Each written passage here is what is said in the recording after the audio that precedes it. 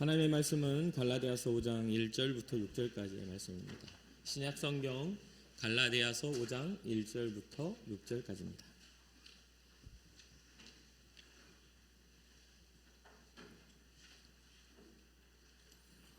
우리 한 목소리로 합독하도록 하겠습니다. 그리스도께서 우리를 자유롭게 하려고 자유를 주셨으니 그러므로 굳건하게 서서 다시는 종의 멍에를 매지 말라. 보라, 나 바울은 너희에게 말하노니 너희가 만일 할례를 받으면 그리스도께서 너희에게 아무 유익이 없으리라. 내가 할례를 받는 각 사람에게 다시 증언하노니 그는 율법 전체를 행할 의무를 가진 자라. 율법 안에서 의롭다함을 얻으려 하는 너희는 그리스도에게서 끊어지고 은혜에서 떨어진 자로다. 우리가 성령으로 믿음을 따라 의의 소망을 기다리노니 그리스도 예수 안에서는 할례나 무할례나 효력이 없으되 사랑으로서 역사하는 믿음뿐이니라. 아멘. 갈라디아 교회는 바울이 1차 전도 여행 중에 세운 교회입니다. 바울은 복음을 받아들인 갈라디아 교회가 그 교인들이 회심의 세례와 함께 성령도 체험했다라고 기록합니다. 하지만 그들 대부분이 이교도인들이었기 때문에 또 이방 우상을 섬기는 예수 그리스도가 오기 전에 다른 종교를 가졌던 그런 존재들이고 이방인들이었기 때문에 그리스도를 믿음 후에도 그들이 믿었던 율법적인 의식이나 또 자신들이 가졌던 종교적인 의식을 결합시킨 형태로 복음을 재해석할 가능성이 있다고 보았습니다. 그래서 그렇게 되면 이제 예수 그리스도로 인하여 전해진 이 복음에 있어서 뭐가 일어나죠? 변질이 일어나게 되는 것이죠.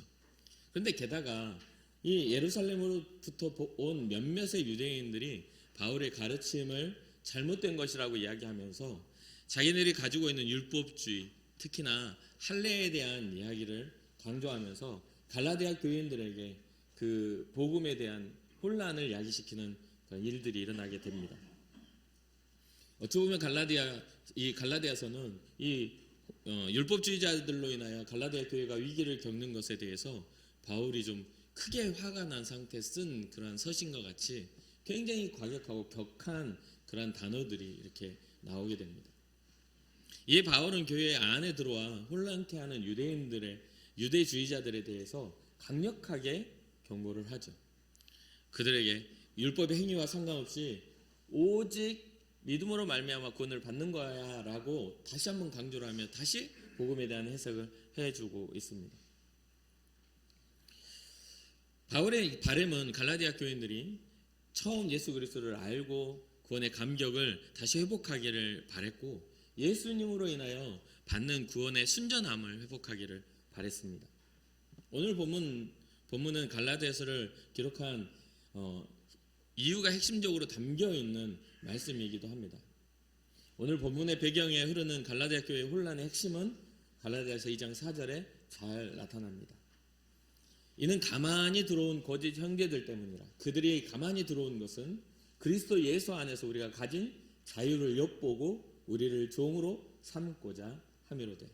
그러니까 이 갈라디아 교회의 지금 혼란의 그 핵심이 가만히 들어온 사람들이 예수 안에서 자유를 얻게 된, 죄로부터 해방이 되고 또 여러 가지 율법과 여러 가지 지켜야 할 법들에서 해방이 된 그 자유를 가만히 엿봐가지고 다시 거기에다가 그렇게 하면 안 돼, 그렇게 행동하면 구원 못 받아 라고 하면서 이 할례라는 어떤 하나님 앞에서의 그런 율법적인 것들을 거기다 집어넣어서 이전에 종되었던 삶, 죄로 인하여 억눌려 있던 삶으로 다시 돌아가게 만드는 그러한 일들을 유대인들이 했다는 것이죠. 유대주의자들이 했다는 것이죠.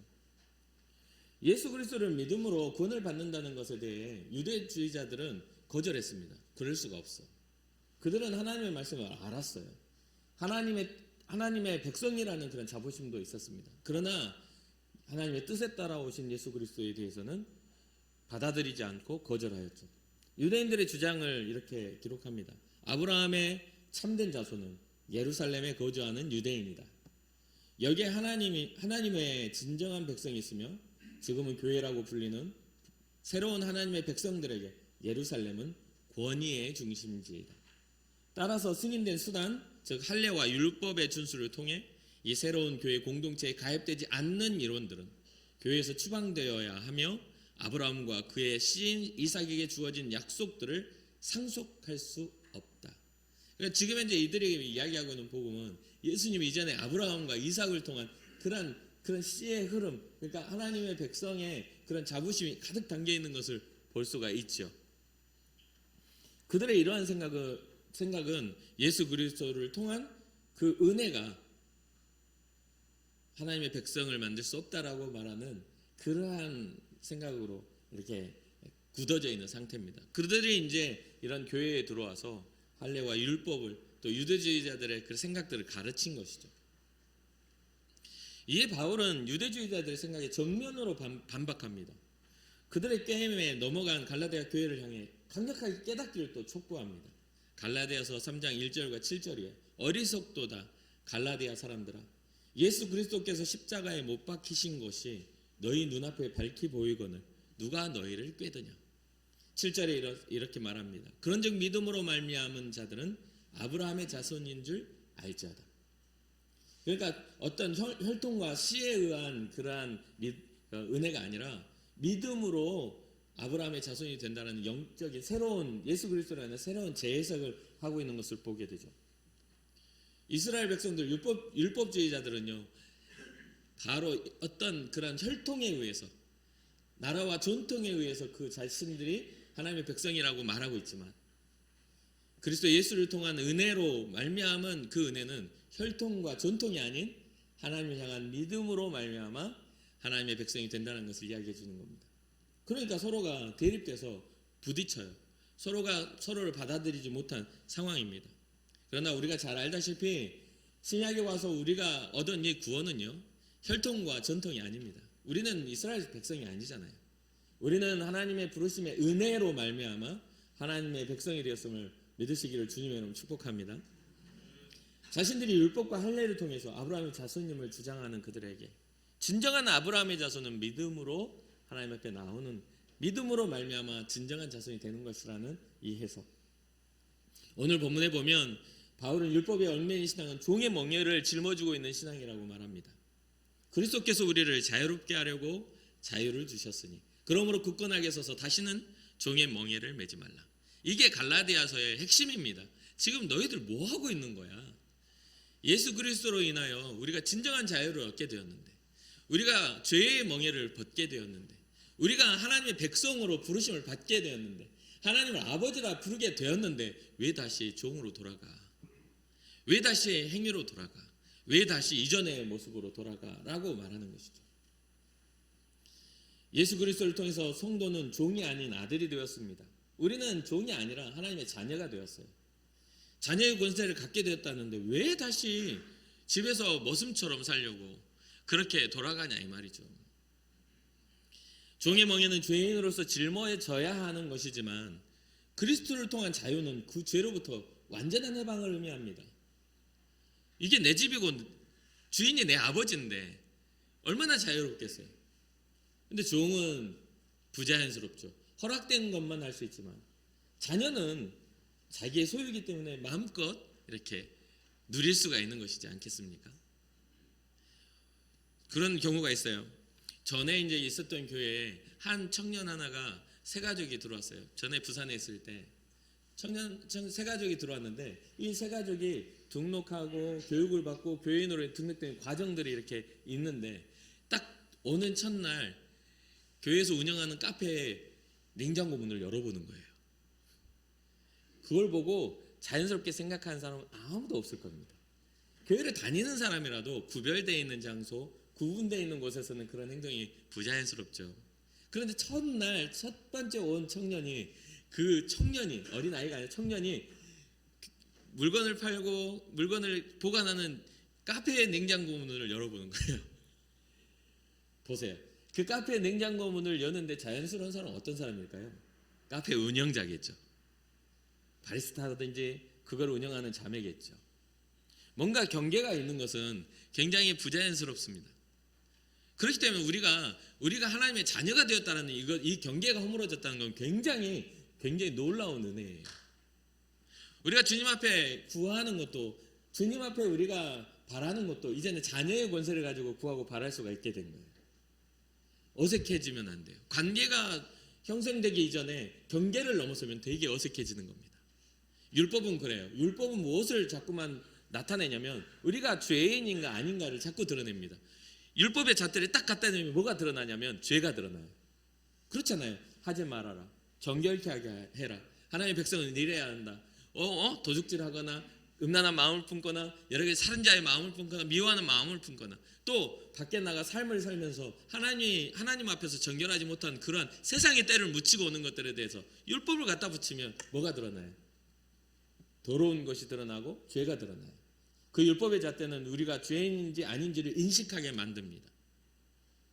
그러니까 이 율법은 죄를 드러나게 하고 그것을 규명합니다.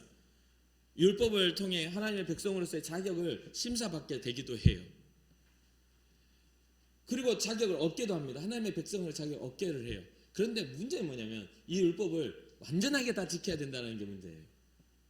율법은 너무 좋은데 그걸 다 지키기가 쉽지가 않아요. 그러니까 이게 굉장히 큰 허점이죠. 어떤 허점입니까? 이런 법으로는 완전해지기가 참 어렵다는 것. 그래서 율법은 하나님의 용서의 결론이 아닙니다. 용서의 근거예요. 과정에 불과해요. 근데 이 용서의 결론은 그 율법의 완성되면서 어떻게 됐냐면 하나님의 사랑의 완성으로 율법을 완성하시는데 예수 그리스도로 완성되었다라는 거죠. 결국 율법을 완성하려고 쳤더니 율법의 잣대를 갖다 붙이는 게 아니라 율법의 잣대가 붙어 있어도 하나님이 긍휼하심을 따라 용서해 주시는 거였어요. 율법의 완성, 구원의 완성은 너 죄인이잖아. 그런데 내가 용서해 줄게. 이게 결론이 돼야 되는 거죠. 그런데 이스라엘 백성들은 어떻게 됐죠? 율법을 행하는 자와 그러니까 율법의 잣대를 가진 자와 율법의 대상이 있는 그러한 모습 속에 살아왔던 겁니다. 율법주의자들이 바로 그런 존재예요. 자신에게 율법이 적용되지 않고 누군가의 율법을 적용시켰던 사람들이다 보니까 자꾸만 그러한 어떤 자기 행위, 자기 기준에 그렇게 되는 거예요. 누가 하나님이 되었어요? 유대주의자들이 하나님이 되고 말았습니다. 하나님이 용서하신다고 해도 아닐 텐데? 라고 하는 거죠. 그런 부분들에 있어서 굉장히 큰 율법의 단점이 드러나고 말았습니다. 그래서 바울은 예수님이 이러한 율법의 무거운 요구로부터 자유하게 하기 위해서 우리에게 자유를 주셨는데 예수님 우리에게 주시는 자유는 어떠한 자유입니까? 주님의 자유를 포기한 자유예요. 주님의 권세를 포기했고 주님의 생명을 포기했고 주님이 가졌던 권한을 포기하고 우리에게 그 자유를 이양시켜 주신 거예요. 하나님의 아들이 하나님의 아들로서의 권세를 포기하고 이 땅에 내려와 사람에게 죽임을 당하며 우리를 누구로 불러요? 하나님의 자녀로 부르신 그 자유예요. 그런데 그 은혜를 입은 우리가 우리 행위로 우리의 노력으로 그거를 취한다고요? 어림없는 이야기죠. 그러니까 바울은 되게 황당한 거예요. 바울은 되게 화가 나는 거예요. 주님의 십자가와 그 희생을 너희가 그렇게 함부로 대해? 그거는 있을 수가 없다라고 생각한 거죠. 2절을 보니까 나 바울은 너희에게 말하노니 너희가 만일 할례를 받으면 그리스도께서 너희에게 아무 유익이 없으리라. 주님이 이 땅에 오셔서 모든 율법의 완성을 하시고 하나님의 사랑의 확증을 하셔서 그 모든 죄값을 우리를 위해 자기의 몸을 희생하셔서 주셨는데 다시 어디로 돌아가요? 할례라는 그런 방식으로 돌아가서 주님의 은혜와 상관없는 그 할례의 그 율법의 요구로 다시 돌아가는 거예요. 그러니까 어떻게 돼요?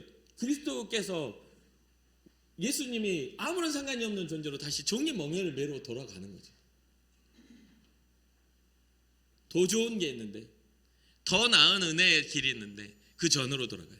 그러면서 무엇을 내세워요? 하나님의 긍휼과 은혜를 내세운 게 아니라 자신들의 행위와 의를 내세우게 된 것입니다. 퇴보하는 거예요.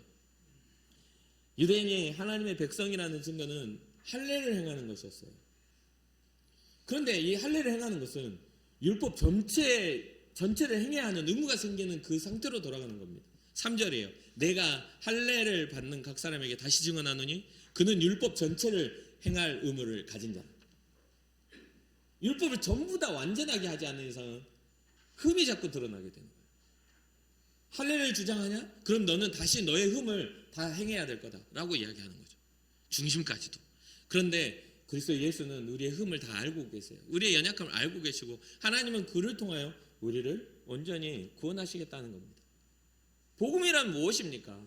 기쁜 소식이죠. 우리는 복음을 기쁜 소식이라고 합니다. 그러면 기쁜 소식이란 무엇입니까? 기쁜 소식이란 무엇이에요?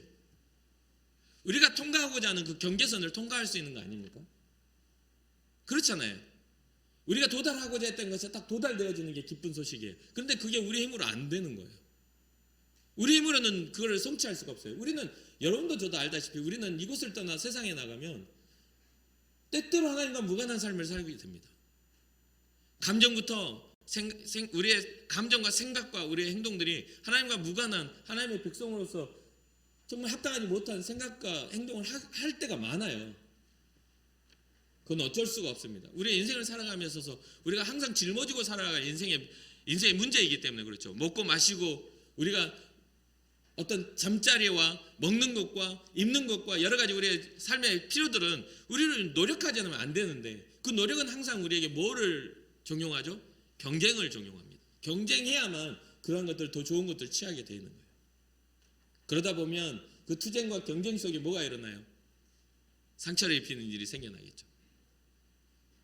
상대방을 상처 입히는 것도 있을 수 있지만 그 경쟁을 통해 스스로가 상처 입는 일도 허다하게 일어납니다. 우리는 되게 쉽게 넘어지는 존재들입니다. 나는 건강하니까, 나는 젊으니까, 나는 뭔가 한 번도 넘어진 적이 없으니까 나는 평생 넘어지지 않을 거라고 생각합니까? 그럴 수 있죠. 문제가 없을 때는. 그런데요, 우리는 우리도 모르는 사이에 작은 턱에도 다리가 휘청거리는 걸 느끼잖아요.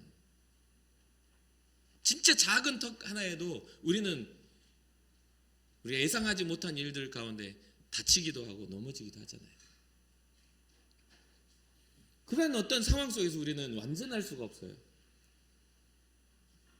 그러면서 이제 4절을 보면 율법 안에서 의롭다함을 얻으려 하는 너희는 그리스도에게서 끊어지고 은혜에서 떨어진 자로다. 와, 강하지 않습니까? 율법 안에서 의롭다함을 우리의 행위를 통해 우리가 뭔가 잘했기 때문에 의롭다함을 얻는 그러한 마음을 가진 사람은요, 그리스도 그 예수님에게서 끊어지고 떨어진 사람이래요. 근데 이게 되게 재밌습니다. 예수님이 어떠한 근거로 십자가를 지셨죠? 하나님의 백성 율법의 근거로 십자가를 씁니다. 신성모독이라. 하나님 말씀을 주셔서 선한 걸 주셔도요, 그것을 해석하는 사람의 해석에 따라 그것을 악하게 사용할 수가 있어요. 우리가 자유함을 얻었죠. 하나님의 은혜, 그 놀라운 사랑으로 우리는 자유를 얻었는데 그것을 악용하면요, 그 자유가 방종으로 열매 맺게 됩니다. 그러니까 사람들이 생각하죠. 마땅히 하나님 앞에 나와 예배해야 될 이 시간을 어떻게 해석을 하냐면, 나는 자유한 자니까 어디에서든지 예배해도 상관없다 라고 이야기를 생각을 해요. 그런데 그게 출발선이 어디에 있죠? 은혜의 출발선이 하늘로부터 와서 우리에게 임재해야 되는데, 이제는 하나님께 우리가 뭔가를 해드릴게, 이 정도는 해드릴게, 이 정도 수준으로 이게 바뀌고 있다라는 거죠. 사람의 중심적인 어떤 자기 중심적인 생각들이 확장되면서 이제는 하나님 앞에서 내려지는 그 십자가의 은혜가 굉장히 가볍고, 굉장히 그것이 행위를 말하는 게 아니에요. 믿음의 방향성들이 애매해지고 있다라는 거죠. 이것에 대해서 우리는 항상 경계해야 합니다. 조심해야 돼요. 행위를 말하는 게 아니라 우리 중심에 있는 믿음이 얼마만큼 하나님께 닿아 있는가, 하나님의 성령의 역사 가운데 우리가 얼마나 이것의 감격을 누리고 있는가에 대해서는 우리가 끊임없이 고민해야 돼요. 그러나 이보다 더 무서운 건 율법 안에서, 우리의 행위 안에서, 이 교회 안에 자리 잡고 있는 어떤 이 행위, 오늘 이번 주는 내가 교회를 나갔으니까 그래도 한 달에 한 번쯤은 나오니까 그 한 달에 한 번이라는 그 행위 안에서 그 만족을 느껴서 나는데, 때로는 어떤 상황이나 여러분들의 삶에 있어서 진짜 우리가 극복하지 못할 어떤 상황적 요소 속에서 교회에 나올 수 없는 상황이 됐을 때, 그랬을 때에도 우리는 주님을 향한 신뢰와 믿음이 있어야 되죠. 이거는 우리가 불가항력이라는 게 있잖아요. 우리가 우리 힘으로 할 수 없는 일들이 생겨났을 때에 우리는 그 은혜를 힘입어 주님 앞에 다시 한번 일어설 힘을 얻는 거거든요. 그런데 생각해 보세요. 우리의 삶의 신앙이 옅어지고 계획적으로 하나님 앞에 우리의 마음을 드렸다 안 드렸다 한다면요, 이건 믿음의 문제예요. 그러니까 사랑하는 성도 여러분, 행위의 문제가 아니라 믿음의 문제가 여러분들의 태도를 결정하는 겁니다. 사랑을 가진 사람은 사랑의 눈을 뜨고, 미움을 가진 사람은 미움의 눈이 뜨여지고, 분노하는 사람은 분노의 몸짓이 있고, 기뻐하는 사람은 또 기뻐하는 그런 에너지가 있는 거잖아요. 우리가 믿음의 몸짓을 가지고 세상을 살아가야 합니다. 믿음의 시선을 가지고, 믿음의 마음을 가지고, 믿음의 영을 가지고 세상을 바라봐야 돼요. 그러면 무엇이 보여야 되죠? 우리의 믿음을 방해하는 어둠의 역사가 보여야 되고, 세상의 물결이 보여야 합니다. 이것이 바로 우리가 가지고 있는 방향성인 거예요. 그래서 여러분들의 삶이 율법 안에서 의롭다함을 얻는 삶이 아니라 그리스도 안에서 믿음을 얻는 은혜가 있기를 주님의 이름으로 축복합니다. 그래서 5절에 보니까 우리가 성령으로 믿음을 따라 의의 소망을 기다리노니, 성령의 역사가 우리에게 필요하다라는 거예요. 성령의 역사는 우리에게 정말 감격과 기쁨으로 막 뜨겁게 우리 마음속에, 우리의 마음에 그런 것들로 찾아오지만, 성령의 역사가 떠나갈 때는 정말 아무런 소리 없이 조용하게 떠나가고 말아요. 마귀의 역사는 조용하게 들어왔다가 나갈 때는 난리를 치고 나가요. 언제 들어왔는지 모르게 우리의 마음속에 마귀의 역사가 들어와 있어요. 미움이 들어와 있고, 분노가 들어와 있고, 좌절과 우울감과 그런 것들 언제 들어왔는지 모르게 싹 들어와가지고 우리의 마음과 우리의 영을 오염시켜요. 그럼 나가라고 그러면 절대 쉽게 안 나가. 소리를 지르고 울고 난리를 치고 안 나간다고 막 그런 경험들을 해요. 근데 성령의 역사는요, 찬양을 부를 때 뜨거운 감격과 눈물로, 주님이 나를 얼마나 사랑하셨는지에 대한 어떤 그런 기쁨으로, 말씀을 볼 때에도, 말씀을 읽을 때에도 하나님이 나를 이렇게 사랑하셨구나 라고 하는 그런 은혜들로 이렇게 왔다가, 이 은혜가 이게 식어질 때는요, 언제 내가 은혜가 식어졌는지 모르게 식어버려요. 굉장히 그건 신기합니다. 우리는 성령으로 믿음을 따라 의의 소망을 기다리는 사람들이 돼야 돼요. 성령께서 우리를 날마다 의의 소망을 기다리게 감격하게 하고, 그 소망을 바라볼 때마다 우리로 하여금 소망 있게 하고, 설레게 하고, 힘이 나게 하는 그런 우리 안에 그런 시끄러움이 있어야 돼요. 우리 안에 안 좋은 시끄러움이 아니라 막 그 안에 감격의 막 기쁨들이 있어야 돼요. 그래서 그렇기 때문에 우리는 이 성령의 증명을 받아야 될 사람들입니다. 성령의 흔적들을 우리는 드러내야 될 사람들이에요. 믿음을 따라 의의 소망, 즉 구원의 소망을 우리는 바라보는 사람들이라는 것이죠. 바울은 말합니다. 그리스도 예수 안에서, 오늘 보면 마지막이죠. 그리스도 예수 안에서, 저는 이 말을 너무 좋아해요. 그리스도 예수 안에서. 정말 이 단어를 좋아합니다. 그러니까 예수인 여기 써져 있잖아요.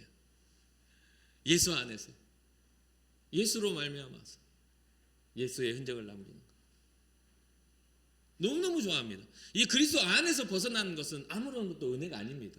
그것은 우리의 행위고 우리의 노력일 뿐이죠. 그리스도 안에서 생각하고, 그 그리스도 안에서 우리는 판단하고, 그리스도 안에서 우리는 누려야 하는 것이죠. 그리스도 안에서, 예수 안에서 할례나 무할례나 효력이 없을 때, 야, 할례 받는 것이나 할례 받지 않는 것이나 전혀 상관이 없어. 그리스도 안에서는 그건 아무런 상관이 없는 거야. 할례나 무할례라는 것은 뭔가를 하고 안 하고의 문제인 거잖아요. 그건 아무런 신경 쓰지. 우리는 그래야 돼요. 우리가 얼마나 뭘 잘했냐를 그 신경 쓸 게 아니에요. 우리 안에 뭐가 있어야 돼요? 사랑으로서 역사하는 믿음이 우리 안에 있는가? 그리스도 예수 안에 있는 사랑을 가진 그런 믿음이 우리 안에 존재하는가? 주님을 바라보는 믿음이 있는가? 그래서 신앙은 오늘 본문의 제목처럼 사랑으로서 역사하는 믿음뿐이라는 거예요. 사랑하는 성도 여러분, 여러분들의 삶에 그리스도의 사랑이 아주 강력하게 닿기를 주님의 이름으로 축복합니다. 뭐 잘 못해도 돼요. 잘 못해도 돼요. 그냥 여러분들의 삶이 영적으로나 또 마음으로나 육적으로나 건강하게 사는 게 중요한 거잖아요.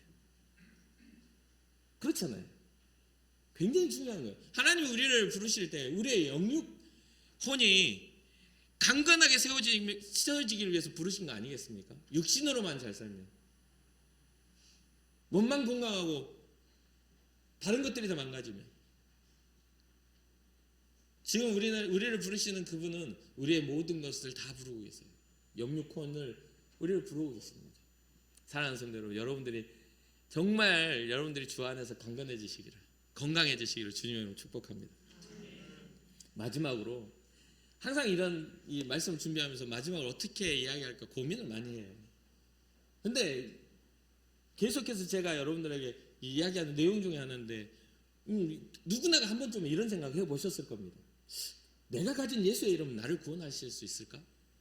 그런 고민을 신앙생활 하시는 분들이 많이들 해요. 내가 가진 예수의 이름은 나의 행위와 상관없이 나는 진짜 제대로 못했는데 나를 구원하실 수 있을까? 그런 의심이 듭니다. 그 어떤 사람은 그래요. 스스로가 확신을 하지 못하니까 나는 구원받을 수 있나? 이게 조금 방향성이 좀 다르죠. 예수의 이름은 나는 구원하실 수 있을까라고 하는데 예수님의 이름은 아는데 나 구원받을 수 있나? 나는 정말 잘 못하는데 나는 되게 교회에서 많이 섬기지도 못하고 나는 성가대도 아니고 나는 어떤 팀을 하는 것도 아닌데 나는 구원받을 수 있나? 이런 생각을 할 때가 있어요. 여러분 잘 아셔야 돼요. 우리는 직분으로 천국 가는 거 아니에요.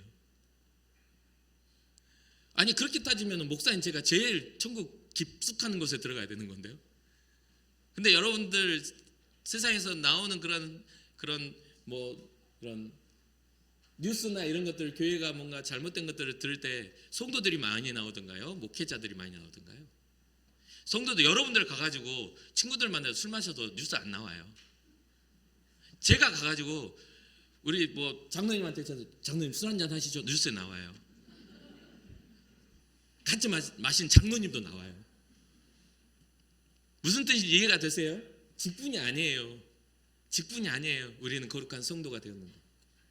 이 성도의 자격은 무엇이냐? 은혜예요. 이 성도의 자격은 무엇이냐? 예수 그리스도의 놀라운 사랑이에요. 사랑으로서 역사하는 믿음뿐이라는 걸 잊지 마시기 바랍니다. 가끔 이제 그런 이야기를 하면 제 아내가 깜짝 놀라면서 그런 이야기 좀 하지 마세요 목사님 이런 이야기를 해요. 무슨 말이냐면 여러분 제가 여기에 서서 설교할 때 그렇게 믿기는 안 보이죠.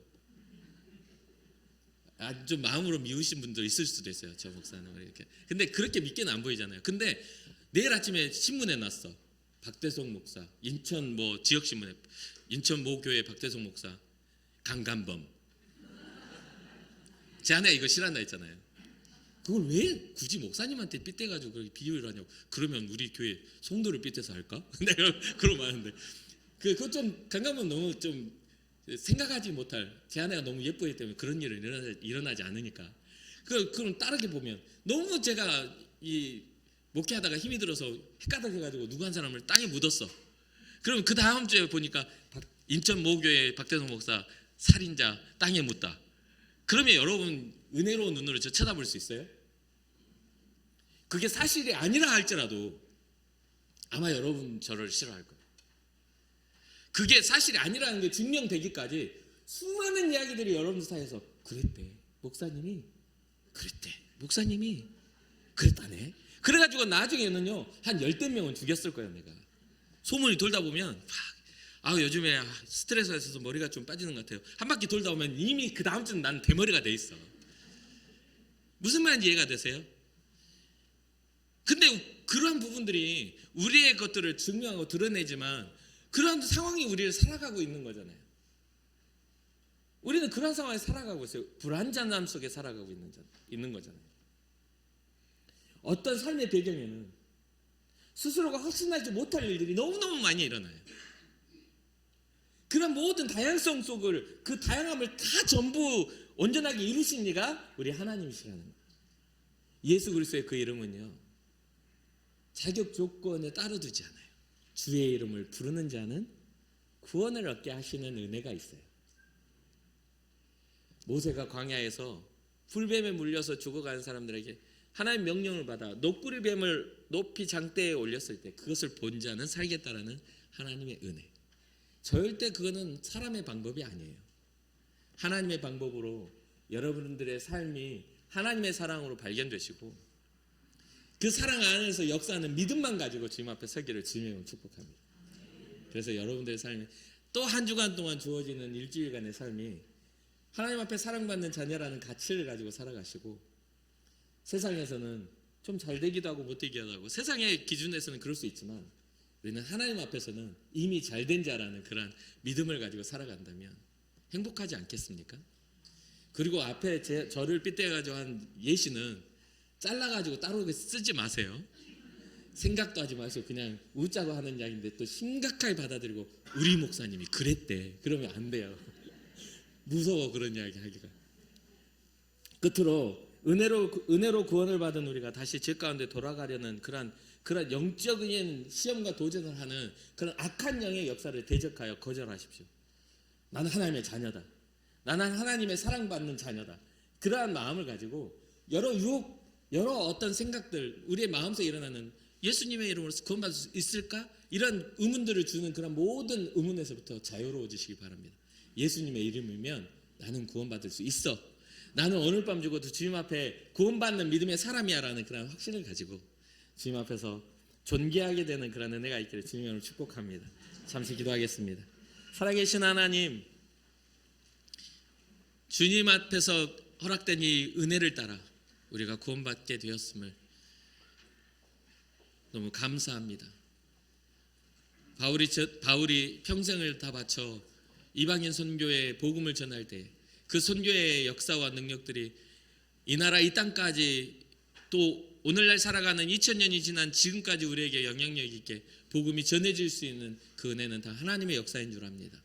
하나님, 우리의 삶 속에서도 예수 그리스도의 복음이 우리를 통해서 세상에 전해질 수 있는 은혜가 있게 하여 주시고 어떤 행위가 아닌 믿음으로 그 예수 그리스도 그 그리스도 예수 안에서의 사랑의 그 은혜의 믿음으로 주님 앞에 나아가는 사랑으로 역사하는 그 믿음뿐이라는 것을 믿음을 가지고 한 주간을 또 살아가는 귀한 은혜가 우리 성도들에게 있게 하여 주옵소서.